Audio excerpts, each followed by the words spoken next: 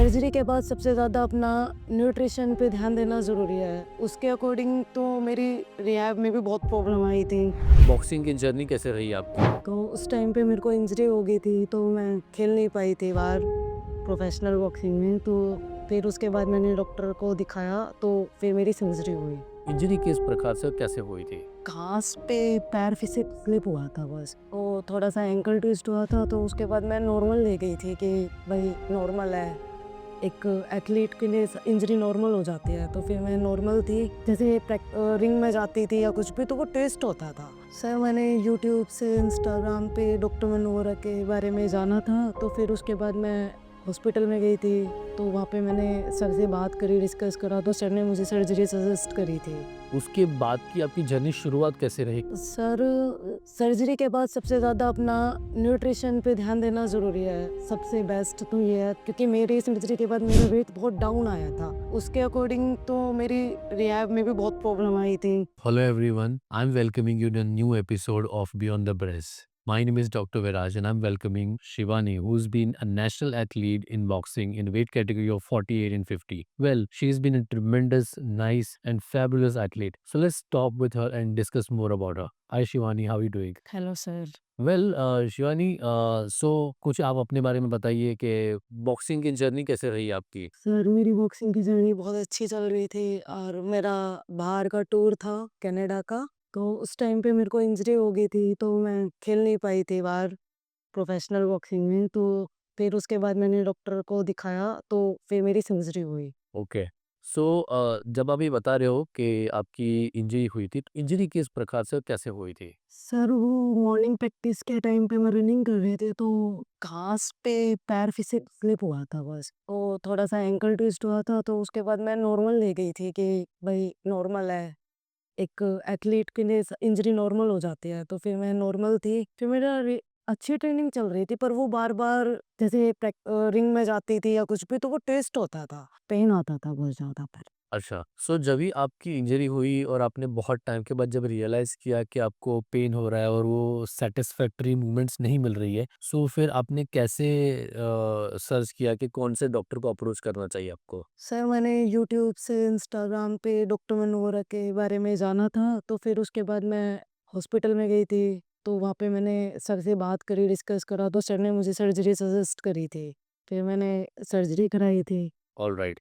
सो जब सर्जरी हुई, उसके बाद की आपकी जर्नी शुरुआत कैसे रही? क्योंकि आपकी जर्नी में काफ़ी आपने अप्स एंड डाउन भी देखे हैं। जो आपकी सर्जरी के बाद रिहैब टेक्निक रही, रिहैब टेक्निक में भी काफ़ी आपने अप्स एंड डाउन्स देखे। सो पहले तो आप व्यूअर्स को या आपके फेलो एथलीट्स को ये बताइए कि इसकी इम्पोर्टेंस कितनी होती है? सर सर्जरी के बाद सबसे ज़्यादा अपना न्यूट्रिशन पे ध्यान देना ज़रूरी है। सबसे बेस्ट तो ये है, क्योंकि मेरी सर्जरी के बाद मेरा वेट बहुत डाउन आया था। उसके अकॉर्डिंग तो मेरी रिहैब में भी बहुत प्रॉब्लम आई थी। तो सबसे पहले तो मैं यही बोलूँगी, जो एथलीट है उनके लिए तो ज़्यादातर बेस्ट यही है कि वो अपनी डाइट पे ज़्यादा फ़ोकस करें सर्जरी के बाद। और उसके बाद फिर अपनी एक्सरसाइज़, जो फिज़ियो आपको गाइड करते हैं, उन फिज़ियो के साथ मिलकर और अपनी एक्सरसाइज पे फ़ोकस करें। यस, बिकॉज़ बहुत ज़रूरी होता है कि बहुत बार क्या होता है, प्लेयर मिस कर जाते हैं, भूल जाते हैं कि क्या उसको एक्सरसाइज़ करनी है। सो फिजियोज़ आपको काफ़ी हेल्प कर देते हैं। हाँ सर, जैसे मेरे में हुआ था स्टार्टिंग में, मेरे को थोड़ा डाउट था मेरी सर्जरी को लेकर, बहुत रिहैब को भी लेकर बहुत डाउट चल रहे थे। तो स्टार्टिंग में मेरे को बहुत प्रॉब्लम हुई थी, पर अब हाँ, मैं ठीक फिट हूँ एकदम, अब जल्दी ही गेम में वापसी जाऊँगी। एग्ज़ैक्टली, बिकॉज़ देखा है आपको, तो मतलब ट्रेनिंग करते हुए भी देखा है, like through out the time knee bending करते हुए देखा है। सो कौन-सी इम्पोर्टेंट पॉइंट्स आप बताना चाहोगे कि क्या रिहैबिलिटेशन में तो ये तो मस्ट है, तो करना ही करना है? सर बेंडिंग और एक्सटेंशन सबसे मस्ट है। एग्ज़ैक्टली, जो बहुत ही सिंपल मूवमेंट है सिंपल मूवमेंट है, और सर सबसे ज़्यादा यही है जिसकी वज़ह से प्रॉब्लम होती है। एग्ज़ैक्ट जो बेंडिंग नहीं करते और एक्सटेंशन पे फ़ोकस नहीं देते, तो वहाँ पे डिले होता है और फिर उसकी वजह से वापस स्टिफनेस क्रिएट होना, वो सब प्रॉब्लम्स होनी। सो जब भी आपने ये चीज़ें फेस की, फिर आपने अपने माइंड को कैसे प्रिपेयर किया उसको स्ट्रॉन्ग बनाने के लिए? सर्कल ने सबसे पहले तो मैंने यहीं से सोचा था कि भई मेरे अंदर ना बहुत ज़्यादा वीकनेस आ रही है, बहुत ज़्यादा बॉडी डाउन आ रही है। मतलब एक प्लेयर कि बॉडी डाउन आना बहुत ज़्यादा हो जाता है। तो सबसे पहले मैंने अपनी गेमिंग पे ध्यान दिया कि भई अपनी डाइट क्या लेना है। जो दुष्यंत सर हैं उनसे मैंने कंसल्ट करा, सर मुझे डाइट, प्रोटीन वगैरह मतलब उन्होंने मुझे बहुत गाइड करा। फिर जैसे-जैसे मैंने अपना डाइट को अच्छा करा तो उसके बाद मेरा हाँ, वेट गेन भी आया, वापसी परफॉर्मेंस भी सही आ रही है, स्ट्रेंथ भी अच्छी आ रही है पैर में। तो अब देखते हैं sir. Yes, of course. So दूसरा एक और इम्पोर्टेंट चीज़ है कि जभी भी आप सर्जरी करवाते हो, सर्जरी के बाद आप रिहैबिलिटेशन लेते हो, तो लोगों के माइंड में एक बहुत बड़ी कन्फ्यूजन है, कितना टाइम लगता है रिहैबिलिटेशन को? सर रिहैब के लिए तो टाइम चाहिए। 6 महीने तो बहुत कम ही वो हो जाते हैं, मतलब 1 साल आप लेके चलो रिहैब के लिए। मतलब साल भर का टाइम देके चलो कि भई मैं साल में फिट हो जाऊँगी। अगर जल्दी-जल्दी करते हैं ना तो वो मेरी तरह फिर प्रॉब्लम में आ जाएँगे। तो मैं तो ये बोलूँगी कि स्लो-स्लो बस अपना एक्सरसाइज़ पे फ़ोकस करो। एक्सरसाइज पे फोकस करो, correct guidance, correct techniques focus करते जाओ, तो वो अच्छे से आगे बढ़ सकते हैं। Perfect, perfect. सो कुछ एक्सरसाइज आप बताओ व्यूअर्स को ऐसी कि जिस वजह से आपको बहुत अच्छा भी लगा कि ये एक्सरसाइज मुझे बहुत बेटर रिजल्ट लेके आई। तो ऐसी कौन-सी एक्सरसाइज रही आपकी रिहैबिलिटेशन के टाइम पे? सर मेरी रिहैबिलिटेशन के टाइम पे तो बेंडिंग की बात करती हूँ मैं। बेंडिंग में मतलब जो अपना बैंड से बेंडिंग करते हैं ना, सबसे ज़्यादा उस पे फ़ोकस करो और उसके बाद धीरे-धीरे बैंड बैठना और स्ट्रेचिंग करना।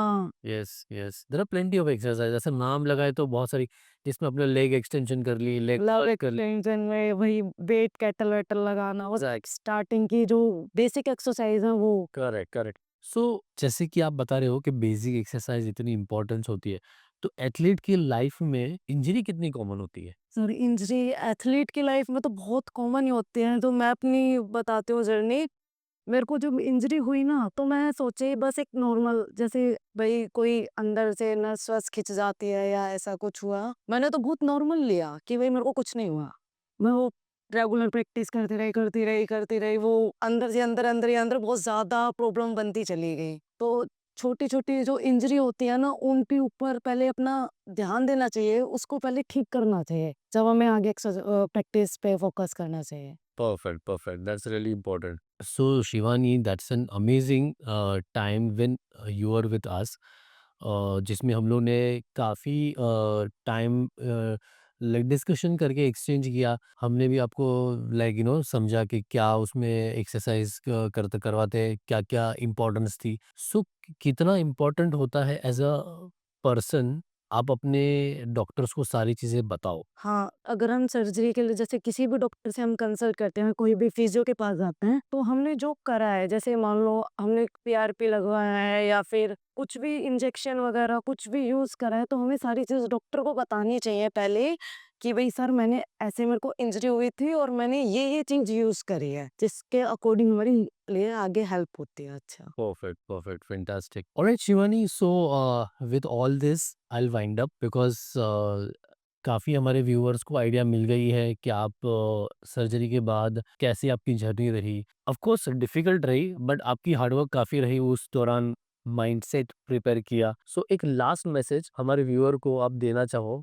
तो क्या बताओगे? After as a athlete, after surgery उनको क्या-क्या चीज़ें ओवरऑल ध्यान देनी चाहिए? सर जब मेरे को ना प्रॉब्लम हुई थी तो पता है मेरा ना माइंड ऐसा हो गया था बिल्कुल गेम से अलग जाना, मतलब बहुत ज़्यादा सैड होना, मतलब बहुत ज़्यादा प्रॉब्लम आने लगी थी। तो फिर मेरे को घर वालों ने भी समझाया, मेरे भाई ने भी मेरे को बहुत सपोर्ट करा। तो जैसे-जैसे मेरे को सपोर्ट मिला पीछे से तो मतलब मैं ये बोलूँगी कि एकदम डाउन आता है एथलीट, पर डाउन आने के बाद जो अप जाता है ना उसमें बहुत ज़्यादा अच्छा होता है। तो मैं तो यही बोलूँगी सर कि अगर डाउन आ रहा है ना तो बस हारो मत। Exactly. Yeah, this is the very important message Shivani is giving to all viewers कि हारना नहीं है। हारना नहीं है, ताकि अगर हम हार जाएँगे ना तो सर उसके बाद हमारा वहीं पे सब परफ़ॉर्मेंस आनी ही बंद हो जाती है। Correct, correct. वैसा मेरे साथ हुआ तो मेरे साथ तो ये हुआ, मतलब मेरे को जब समझाया गया ना तो मैं बहुत समझी थी। Exactly, exactly. Thank you so much, Shivani, to share your ideas. God bless you, and I'll see you again.